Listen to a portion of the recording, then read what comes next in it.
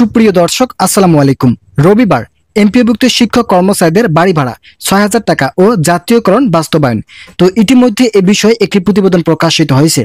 আজকের এই ভিডিওটিতে আমি এই বিষয়ে বিস্তারিত আলোচনা করতেছি। আপনারা অবশ্যই ভিডিওটি প্রথম থেকে শেষ পর্যন্ত ধৈর্য সহকারে দেখবেন। ভিডিওটি শুরু করার পূর্বে এখনো যারা আমাদের এই চ্যানেলের নতুন সদস্য আছেন তারা সাবস্ক্রাইব করে পাশে থাকা বেল আইকনটি অল করে দিন।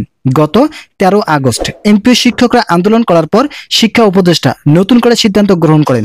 এই সিদ্ধান্তের ফলে বেসরকারি শিক্ষা প্রতিষ্ঠানের শিক্ষকরা পেতে যাচ্ছেন বাড়ি ভাড়া, চিকিৎসা ভাতা এবং সরকারি নিয়মে বেতন প্রদান করার লক্ষ্যে জাতীয়করণ করা হচ্ছে। জাতীয়করণ করা হলে বেসরকারি এমপিও শিক্ষক এবং কর্মচারীরা পাবেন নবগঠিত 2025 সালের নবম পে স্কেল অনুযায়ী বেতন ও বিভিন্ন সুযোগ সুবিধা।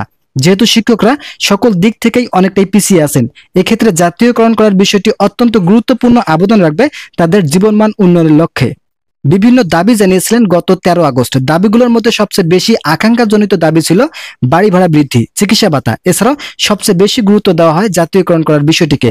জাতীয়করণ করা হলে সরকারি নিয়মে বেতন সহ ভাতা দিয়ে প্রদান করা হবে বেসরকারি এমপিভুক্ত শিক্ষক এবং কর্মচারীদেরকে।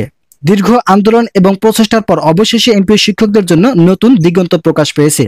ভিডিওটির এই মুহূর্ত পর্যন্ত এসেও যারা এখন আমাদের এই চ্যানেলটি সাবস্ক্রাইব করেননি তারা অবশ্যই চ্যানেলটি সাবস্ক্রাইব করে পাশে থাকা বেল আইকনটি অল করে দিন।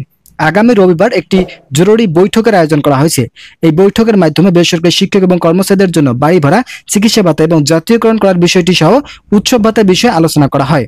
যেখানে শিক্ষকদের জন্য 25% উৎসব ভাতা বৃদ্ধি করে মোট 50% রাখা হয়েছে, সেখানে সমতা বজায় রাখার জন্য কর্মচারীদের বিষয়টি বিবেচনা করা হয়নি।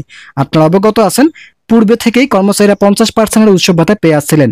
তাই বিভিন্ন মহল থেকে তুলে ধরা হচ্ছে কর্মচারীদেরকে কমপক্ষে 75% উৎসব ভাতা দিতে হবে। গত 13 আগস্ট এর আন্দোলনের মধ্যে বিষয়টি তুলে ধরা হয়। বাংলাদেশে প্রায় 4.5 লাখ বেসরকারি শিক্ষা প্রতিষ্ঠানের শিক্ষক এবং কর্মচারী আছেন। তারা প্রতিনিয়ত বিভিন্ন দাবি দেওয়ার জন্য আন্দোলন করেছিলেন।